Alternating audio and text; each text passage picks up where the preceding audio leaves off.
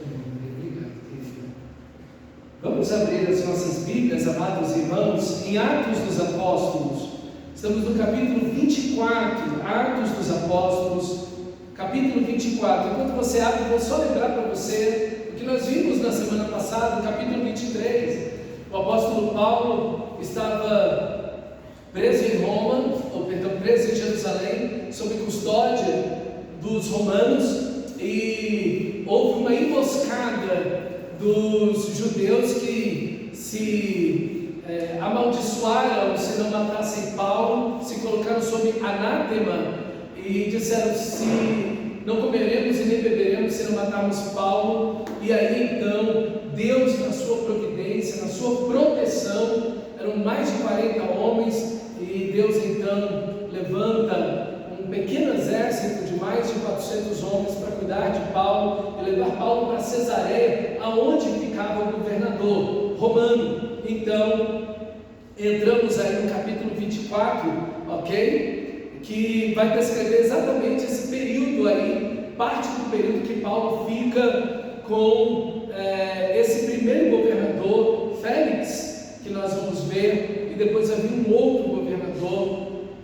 Mas o capítulo 24 diz assim: 5 dias depois que Paulo chegou a Cesareia, levado aí dessa emboscada, sendo livre pela mão de Deus dessa emboscada, 5 dias depois, o sumo sacerdote Ananias desceu a Cesareia com alguns dos líderes dos judeus e um advogado chamado Tértulo, os quais apresentaram ao governador acusações contra Paulo.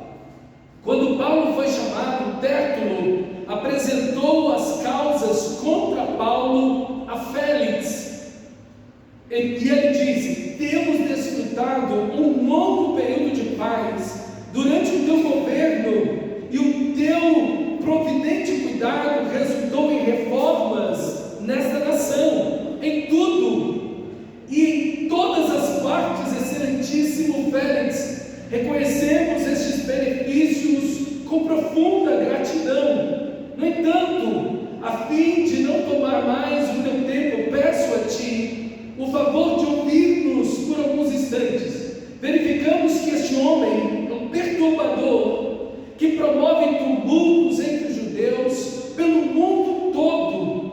Ele é o principal cabeça da seita dos nazarenos e tentou até mesmo profanar o templo. Por isso nós o prendemos, mas sobrevindo o comandante Lísias, o arrebatou de nossas mãos com grande violência, ordenando que os seus acusadores viessem à sua presença, ordenando que os seus acusadores viessem à sua presença. Se tu mesmo o interrogares, poderás verificar a verdade a respeito de todas estas acusações que estamos fazendo contra ele. Os judeus confirmaram a acusação, garantindo que as afirmações eram verdadeiras. Aqui, meus amados irmãos, o nível de acusação contra Paulo sobe de tensão, porque aqui agora nós temos Paulo preso sob custódia do governador Félix, é o governador romano, e agora você vê que a maior autoridade da nação de Israel, o sumo sacerdote Ananias, foi para Cesareia, porque assim ele está quebrando todos os protocolos, porque o sumo sacerdote se contaminaria indo a Cesareia. Lembra, Cesareia é um lugar detestado pelos judeus, porque era uma pequena Roma. Lá o imperador era adorado, tinha um culto ao imperador, tinha um culto ao panteão romano e grego, enfim, era um lugar de idolatria, era um lugar de feitiçaria, era um lugar de imoralidade, era um lugar onde haviam mais gentios em Israel. Enfim, era uma situação bem complicada, e Paulo é levado ali justamente por esse fato dele ser cidadão romano e pela proteção dele. Então veja, sobe de tom a situação. O próprio Ananias, o sumo sacerdote, vai ali e tem um advogado. Veja, tudo está muito bem organizado, arquitetado, formalizado. Veja que para comparecer diante do governador, eles instituem, eles estabelecem um advogado, arquiteto. E aí então, quando eles chegam, Tértulo começa a falar ao governador Félix. E aqui, veja uma grande bajulação, né? Tértulo é um bajulador, ele é um homem que está dizendo aqui, e você vê aqui essas expressões de totalidade, né? Em todas as partes, de todos os modos, né? Nós vemos os benefícios, somos profundamente gratos, né? O teu providente cuidado resultou em reformas na nação. Félix governou apenas 7 anos, no máximo 8 anos, então não deu para fazer tanta coisa assim. E outro, Félix era um escravo, foi o primeiro escravo, um primeiro ex-escravo a se tornar um governador de uma província romana. Ele casou com 3 princesas, era um cara extremamente ambicioso e cruel, ok? A mulher com quem ele é casado agora, Drusila, a gente vai ver ela daqui a pouquinho, ela deixou o marido dela para ficar com ele, ok? Ele era um cara terrível. Pensa num homem injusto, corrupto, pensa num homem violento, imoral, era Félix. Então, esse Tértulo aqui, esse advogado aqui, que vai dizer, nós estamos desfrutando de um longo período de paz. Meu irmão, tudo o que Félix não fez foi produzir paz. Ele era implacável, violento ao extremo, e ele vinha para assim matar os judeus com tudo. Quando tinha algum levante, alguma insurreição, meus irmãos, ele vinha com toda a violência. Então veja aqui o tom bajulador que Tértulo vem e as acusações que ele traz contra Paulo, ok? Então, agora Paulo tem o direito de se defender. Essas acusações que são trazidas aqui, são trazidas mostrando que Paulo tem perturbado em várias partes do mundo. Aí você vê aí, versículo 5, verificamos que esse é um perturbador que promove tumultos entre os judeus do mundo inteiro. Então é a primeira acusação que é feita. Ele é o principal cabeça da seita dos nazarenos. Então eles estão denunciando o cristianismo, o evangelho, a igreja como uma seita dos nazarenos, como não tendo nada a ver com o judaísmo. O que, quando você olha em Jerusalém, parece que a igreja é um braço do judaísmo. A igreja em Jerusalém, ela é um braço do judaísmo. Aqui eles fazem um corte bem definido, ok? E ele tentou mesmo profanar o templo, é a terceira acusação, ok? E aí, ele fala da ação de Lísias, né, que é o comandante que foi lá e arrebatou Paulo, que ia ser morto pelos próprios judeus. Então são 3 acusações aí que Paulo enfrenta. Versículo 10: quando o governador fez sinal para que Paulo falasse, ele declarou: sei que há muitos anos tem sido juiz nesta nação, por isso de bom grado faço minha defesa. Acabou, não tem bajulação nenhuma. E aqui é a primeira aplicação que nós precisamos trazer para as nossas vidas: que os mundanos bajulem os políticos, os governadores, as autoridades, problema deles, mas a igreja não, os cristãos não. Aqui nós vemos, irmãos, como Paulo atua exatamente como os profetas do Antigo Testamento. Você vê que Paulo, ele vai produzir a defesa do Evangelho aqui nesse texto, mas ele vai atuar como um profeta do Antigo Testamento. Ele vai denunciar o pecado logo mais à frente, ele vai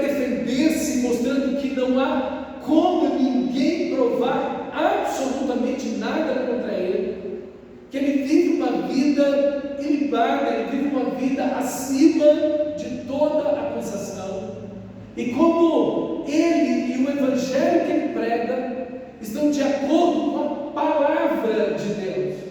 Então, meus irmãos, essa atitude de Paulo, essa defesa de Paulo é uma inspiração para nós, principalmente nos tempos, e isso sempre aconteceu. A política e os políticos sempre tentaram envolver a igreja como manipulação, como uma massa de manobra, ok? Essa semana passada, Caetano Veloso estava fazendo um show e ele cantou um hino. Sabe por quê? Ele disse: nós não podemos ignorar o fenômeno evangélico no Brasil. Está vendo? As pessoas sempre vão tentar se aproximar da igreja como uma forma de manipulação, como uma forma de usar a igreja. A igreja não pode ser boba. O Caetano Veloso se converteu. Não! Ele é o mesmo macumbeiro, idólatra que você foi. O mesmo indivíduo, na mesma vida, na mesma coisa, na mesma atitude dele de sempre.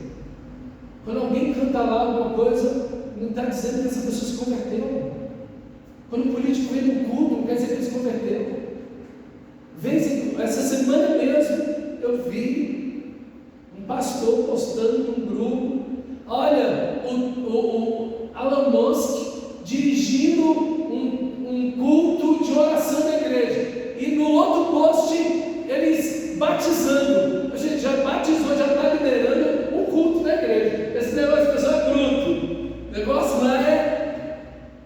Gente, você fica olhando e ficam colocando os políticos como se estivessem a favor do evangelho. Deixa eu dizer uma coisa para você. A igreja não pode ser boba, e os cristãos não podem ser bobos. O seu político só quer uma coisa de você: o seu voto. É tudo que o seu político quer de você, é o seu voto fiel. Vote em mim. Esse papo de que eu amo Deus, que Deus é tudo para mim, que eu nasci num lar cristão, num berço cristão. E você caiu, nem da direita e nem da esquerda. Não seja bobo. Olha Paulo. Quando vem gente de qualquer lado, ele tem que dizer, e ele está firmado no único ponto, no evangelho. É isso que a igreja tem que dar, firmada no evangelho de Cristo Jesus. É aqui que estamos, meus irmãos. E a atitude de Paulo está aqui. Olha o versículo 11: facilmente poderás ver que há menos de 12 dias subi a Jerusalém para adorar a Deus. Os meus acusadores não me encontraram discutindo com ninguém no templo, nem citando uma multidão nas sinagogas, ou em qualquer outro lugar da cidade. Então veja, ele se coloca como um judeu piedoso. Eu vim adorar a Deus. Ele é um judeu, e lá está adorando a Deus, ok? Fazendo-se de judeus para com judeus, fazendo-se gentil para com gentios. Veja, esse é o padrão de Paulo. Ele não está em tumulto, ele não está em discussão com ninguém. Tampouco, diz o versículo 13, podem provar as acusações que agora estão levantando contra mim. Confesso, porém, que adoro ao Deus dos nossos antepassados como seguidor do caminho. E aqui, o caminho é o nome, é o título que a igreja recebe, ok? Porque Jesus diz: eu sou o caminho. Então nós estamos no caminho, nós estamos em Cristo, imitamos a Cristo, seguimos a Cristo, ok? E ele vai dizer aqui que eles estão chamando de seita, mas veja, ele coloca o caminho na história da redenção. Ele coloca o caminho dentro da linha da história da nação de Israel. como os nossos antepassados. Ele não está falando que tem algo novo a anunciar. Ele está dizendo que o caminho, que o Evangelho, ele é o resultado, ele é a culminação de toda a obra da redenção do Antigo Testamento, ok? Então ele bota os antepassados, os patriarcas, os profetas, ele coloca todo mundo na linha, na trajetória, no mesmo caminho que ele está seguindo, que é Cristo Jesus, ok? Que chamam de seita. Quem está chamando de seita são eles, nessa acusação que eles estão fazendo. Mas de fato o Evangelho é a culminação de toda a história da redenção, ok? Creio em tudo o que concorda com a lei e no que está escrito nos profetas. Pronto. Todo o Antigo Testamento, livro a livro, capítulo a capítulo, parágrafo a parágrafo, frase a frase, palavra a palavra, tudo na lei e nos profetas. Isso é, toda a revelação de Deus no Antigo Testamento. Eu creio em tudo o que concorda com a lei e o que está escrito nos profetas.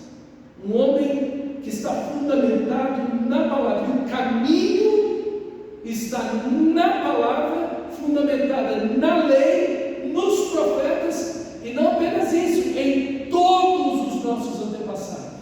Então ele descarta completamente a ideia de que aqui é uma seita, ok? Pelo contrário, a própria confissão dele responde a isso. E isso é maravilhoso, irmãos, quando a igreja, quando o cristão, ele está fundamentado, sua vida, suas atitudes, suas palavras, seus argumentos, tudo na palavra. Ele não está tomando direções e atitudes que ele criou, que ele inventou, ou uma nova revelação. Não. Tudo que ele está fazendo está de acordo com as Escrituras Sagradas. É aqui que a nossa vida deve estar. Porque quando a nossa vida está pautada nas Escrituras, e isso é uma lição muito importante para a gente, quando a nossa vida está fundamentada na palavra de Deus, nós estamos protegidos por Deus, mas também pela própria Constituição brasileira. Pela própria Constituição brasileira. Porque nós temos direito e liberdade de culto e de crença. Então, tudo que está escrito nas Escrituras Sagradas, nós temos o direito de crença e de pregar e de ensinar.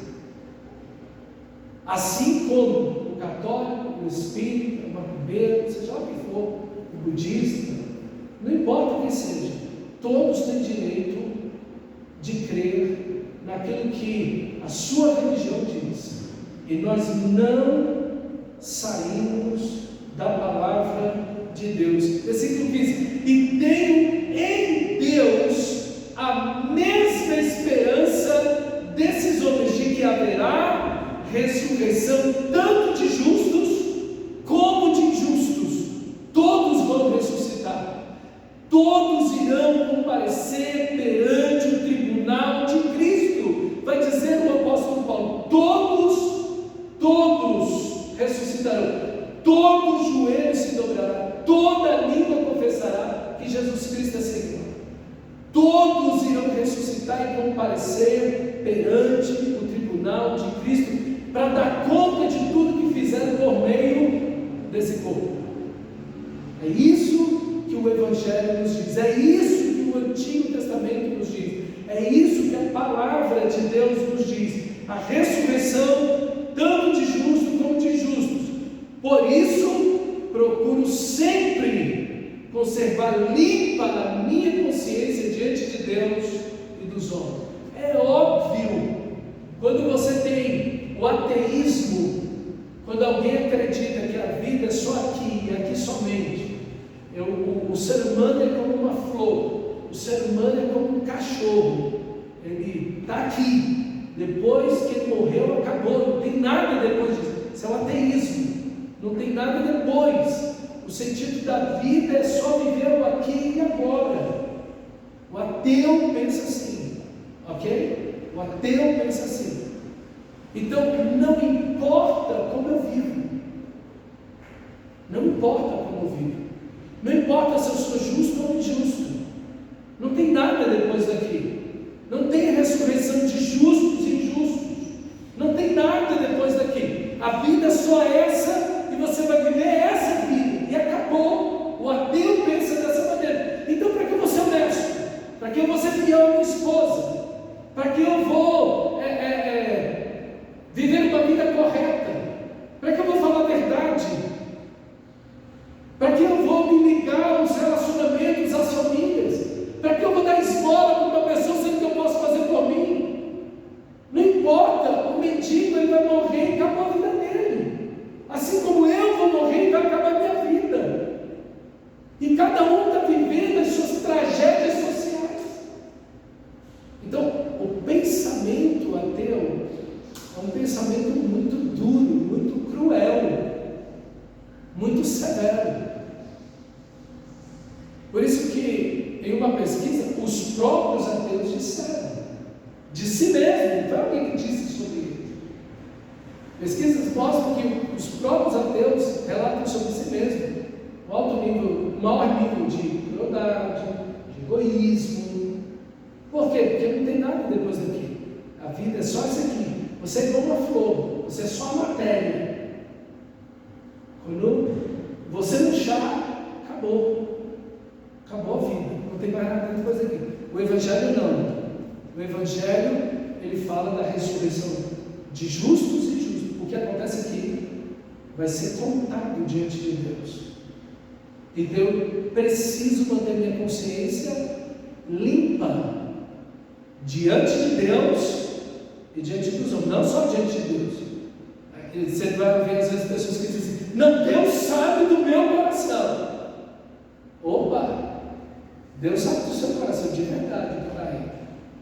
Mas se você quer viver com a consciência limpa diante de Deus, você tem que viver de uma maneira correta diante dos homens.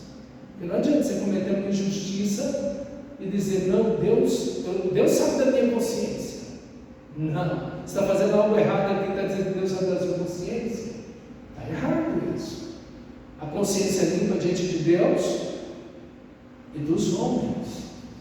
O Evangelho nos leva a uma consciência limpa diante de Deus, à justiça diante de Deus e dos homens, ok? Então, o cristão, ele não vive só aqui. Ele pensa que um dia ele irá comparecer diante de Deus. Ele não tem só que viver, ele tem que morrer. Então a consciência dele não é só para a vida, mas é para depois que ele morrer também, ok? Depois de estar, versículo 17, ausente por vários anos, via Jerusalém para trazer esmolas ao meu povo, donativos ao meu povo e apresentar ofertas. Enquanto fazia isso, encontraram-me purificado no templo, sem me envolver em nenhum ajuntamento ou tumulto. Há, porém, alguns judeus da província da Ásia que deveriam estar aqui diante de ti apresentar acusações, se é que tem alguma coisa contra mim. Ou os que aqui se acham deveriam declarar que crime encontraram em mim quando fui levado diante do Sinédrio, a não ser que tenha sido este: quando me apresentei a eles, bradei: por causa da ressurreição dos mortos, estou sendo julgado diante de vocês. Então, Paulo, lembra, quando ele fala no Sinédrio, ele arremete a sua defesa e a sua vida, as suas ações, a morte e a ressurreição de Jesus. Ele coloca tudo no ponto central do Evangelho. Jesus veio, morreu e ressuscitou. É por isso que ele vive, é por isso que ele está sendo preso e é por isso que ele vai morrer. Pela vida de Cristo, pela morte e ressurreição de Cristo, eu estou sendo julgado pela ressurreição dos mortos, ok? Da vida de Jesus, do Evangelho. Então Félix, que tinha bom conhecimento do caminho, porque o Evangelho já adiou a causa e disse: quando chegar o comandante Lísias, que foi aquele que salvou Paulo lá de ser lixado lá em Jerusalém, examinarei o caso de vocês. Em seguida ordenou ao centurião que mantivesse Paulo sob custódia, mas que lhe desse certa liberdade e permitisse que os seus amigos o servissem. Então veja, aqui Paulo fica sob custódia, ele está em certa liberdade, aguardando que o comandante Lísias venha. Mas agora parece que não há o que fazer com Paulo, porque não há argumento por parte dos judeus. Eles não têm argumento, eles não crime para dizer: Paulo matou alguém, Paulo profanou o templo, alguma coisa que Paulo tenha feito. Então o governador, ele deveria fazer o que agora? Ele deveria, ok, não há o que acusar Paulo, não há do que acusar, então vou libertar esse homem. Mas o que Félix fez? Ele mantém Paulo preso, porque ele sabe que quando ele mantém Paulo preso, ele tem a atenção dos judeus sobre ele. Ele tem também uma moeda de troca com os judeus. E o outro governador que vai vir depois dele vai fazer a mesma coisa. Então vão usar Paulo como uma moeda de troca.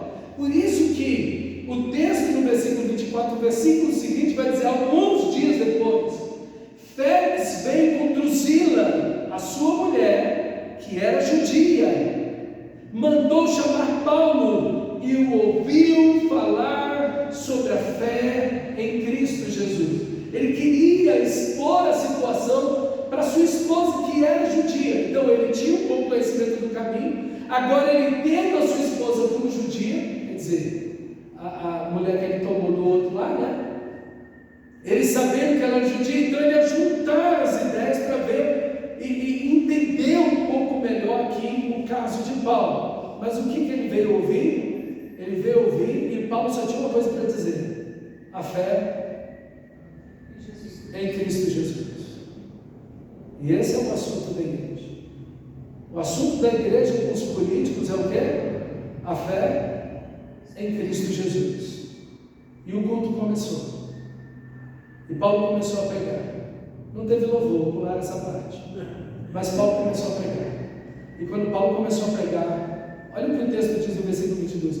Quando Paulo se pôs a discorrer. Do que Paulo está pregando? A fé em Cristo Jesus. E agora são 3 pontos. A mensagem tem 3 pontos. É um bom presbiteriano, Paulo. A mensagem tem 3 pontos. Quando Paulo se pôs a discorrer acerca da justiça, do domínio próprio e do juízo vindouro, Félix teve o quê? Medo. É um bom culto. É um bom culto. Eu não vejo pastores e líderes religiosos cristãos, que se dizem cristãos, que vão para diante das autoridades para elas ficarem com medo. Um político veio ao culto, ele saiu dali com medo. A gente espera outra coisa, engraçado, né? A gente não espera que as pessoas saiam do culto com medo. A gente quer que as pessoas saiam do culto feliz, alegre, retumbantes, né? Mas saiu com medo, parou a pregação, por hora basta, morrendo de medo. Pode sair. O Evangelho tem 3 pontos. O resumo da fé em Cristo em 3 pontos: justiça. Todos pecaram, não há nenhum justo, não há nenhum sequer. Agora, quem está ouvindo isso? Félix, um homem violento, imoral, um homem que se aproveita das pessoas, um manipulador, um político corrupto.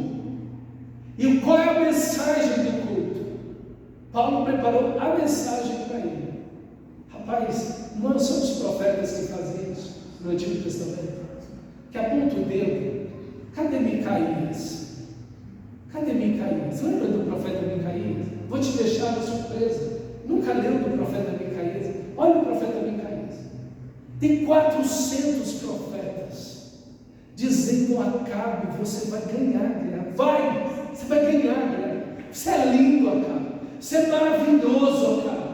Deus está dizendo que você vai ganhar guerra. Deus está abençoando você. Vai que você vai ganhar a guerra. E Josafá pergunta: não tem um outro profeta aqui do Senhor? Que os profetas estavam falando disso? Estavam falando em nome de Deus, em nome dos seus deuses, os profetas de Baal, em nome de Deus e dos outros deuses. Não, Deus abençoa você. Os deuses estão com você. Deus está com você. Então Josafá pergunta: mas não tem ninguém aqui que seja um profeta do Senhor? Esse rapaz tem um cara, ele só me profetiza coisa ruim. Ele nunca me fala uma coisa boa, nunca. Não tem uma vez que esse profeta diz assim: Deus está te abençoando. Toda vez que ele fala para mim, ele só tem palavra dura, ele só tem palavra difícil, ele só me condena. Toda vez. Não suporto ele. Traz ele, vamos ouvir. Chama esse cara da prisão. Tirou Micaías da prisão. Trouxe. Micaías diz: olha, pode ir que você está abençoado. Está debaixo da bênção de Deus. Pode ir. E Acabe diz: quantas vezes eu já te disse para você não mentir para mim? E só me dizer o que Deus realmente está dizendo. Micaías diz: eu estava vendo o Senhor. E tinha uma multidão, uma hoste celestial diante de Deus. E então o Senhor perguntou: quem irá? E será um espírito mentiroso na boca daqueles falsos profetas. Aí um espírito levantou e disse: não, eu vou ser esse espírito mentiroso. E foi lá, e era um espírito mentiroso lá entre os profetas. Cuidado com esse negócio. Está vendo a realidade espiritual? Esse negócio, isso que eu te digo, cuidado. E aí Micaías diz: se você voltar rei, Acabe, da guerra, Deus não falou por mim. E Acabe mandou botar ele na cadeia, apanhar, e disse: quando eu voltar, eu vou resolver o problema. Se você voltar, não foi Deus que falou. Você vai morrer lá. Você vai morrer. Meus irmãos, que coisa. Cadê os Micaías aí? Que fazem os políticos tremerem de medo diante deles. Porque pregam o quê? A justiça. Denunciam todo pecado. Toda a conta. Não tem filtro, não tem nada que... eu tenho um político de estimação. Não tem esse negócio. O cara saiu dali tremendo de medo. Micaías botou o dedo na cara de Acabe: se você voltar, Deus não falou comigo. Deus não falou através de mim. Meus irmãos, cadê essa gente hoje que denuncia o pecado que a gente tem? São muitos, a maioria de pastores e líderes religiosos, bajulando e agregando-se a políticos e calando a boca para o pecado deles, para a injustiça, para a imoralidade e para a corrupção deles. Infelizmente, é aqui no Brasil, nos Estados Unidos, tem um monte de lugar na América do Sul. E a igreja se rendendo. Aqui está o padrão para Deus. Como esse texto é importante. Como esse texto é atual. Uma igreja que prega justiça para os políticos, para os ricos. Prega justiça, a justiça de Deus. Essa justiça que você não tem como se apresentar diante de Deus. Todos pecaram. que denuncia todo pecado, toda corrupção, tudo que é errado, tudo que está contrário à vontade de Deus, a justiça. Ninguém vai pegar o Evangelho completo se não falar de justiça. Não tem como. Não tem como. Porque no Evangelho, a justiça de Deus se revela de fé em fé. É no Evangelho que a justiça de Deus, que a salvação de Deus, que Deus denuncia o pecado, mostra mais claro e abertamente como ninguém pode enxergar o pecado, mas que salva por meio de Cristo. Veja, Paulo está dizendo que vai haver ressurreição de justos e injustos. E Paulo está pregando a justiça. E óbvio, se há justiça, tem que haver uma consciência pura, limpa diante de Deus e dos homens, que é o domínio próprio. É a santificação. Da justiça se segue uma vida correta, o domínio próprio, uma vida de santidade. Não vou me lançar o pecado. O domínio próprio, a palavra domínio próprio significa o controle completo de mim mesmo. Não vou me jogar na injustiça, no pecado. Não, vou viver para a glória de Deus. Vou viver em santidade, porque sem santificação ninguém verá Deus. Paulo vai dizer isso em Romanos, no capítulo 5 de Romanos: justificados, pois, mediante a fé, temos paz com Deus, é a salvação. Você foi justificado, você foi salvo pelo sangue de Jesus. Capítulo 6, uma vida de vitória sobre o pecado, de santificação. É um seguido do outro.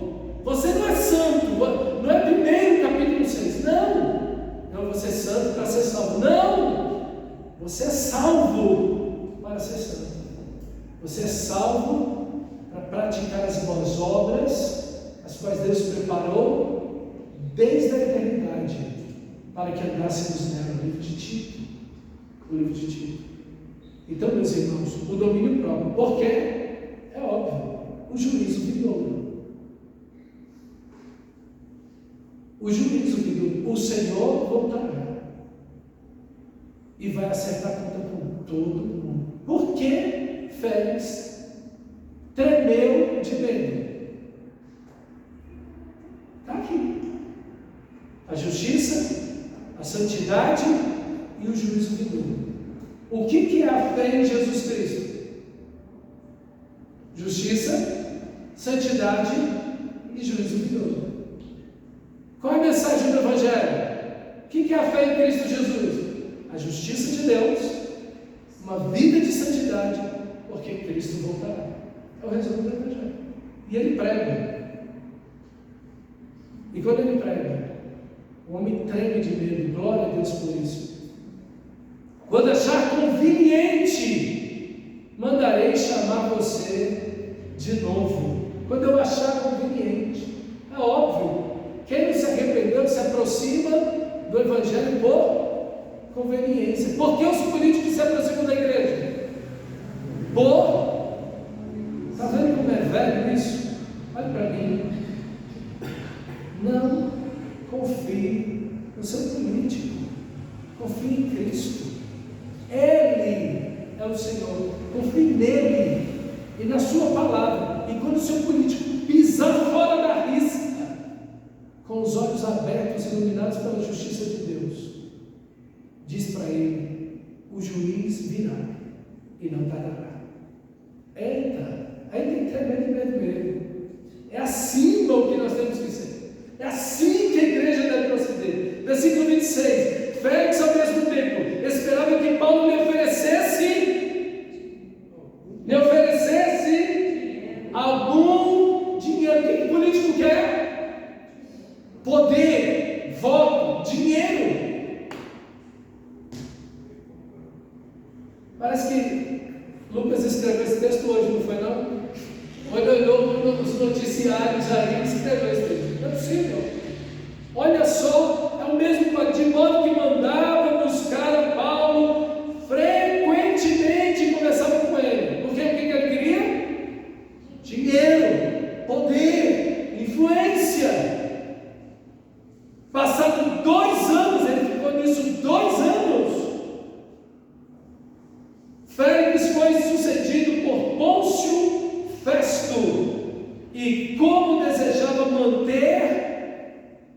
político aí. Olha o político aí.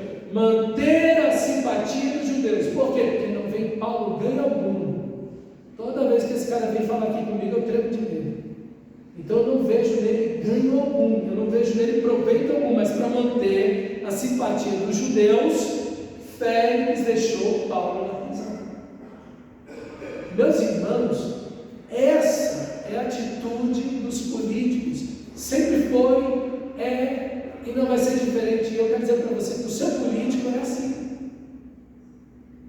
E você não pode ser inocente. Olha o texto. Deixa o texto falar com você. Não sou eu que estou opinando sobre o político A, B ou C, não. A Bíblia deixa claro. A igreja tem que estar envolvida com uma coisa: a pregação da fé em Cristo Jesus. Justiça, santidade e juízo vindouro. É isso que a igreja tem que estar comprometida e pregando. E não importa que o político vai parar na frente dela. Teremos que ser igual a Micaías. Pregar como Paulo, pregar o Evangelho sem diminuir nada, porque nós não estamos aqui como Tértulo para ficar bajulando o seu ninguém. Nós estamos aqui para pregar o Evangelho, seja para homens, para mulheres, crianças, adolescentes, idosos, para todas as pessoas, pobres, ricos, estudados, analfabetos, políticos, cidadãos. Não mudamos o Evangelho para ninguém. Não diminuímos o Evangelho por causa do seu ninguém. Para agradar ninguém. Pregamos o Evangelho. Amém, amados irmãos? Como esse comportamento de Paulo, essa atitude de Paulo é importante para o nosso dia a dia. Eu tenho um chefe, prego para ele. Eu tenho um parente, prego para ele. Não diminua nada, não tente agradar ninguém. Não somos bajuladores.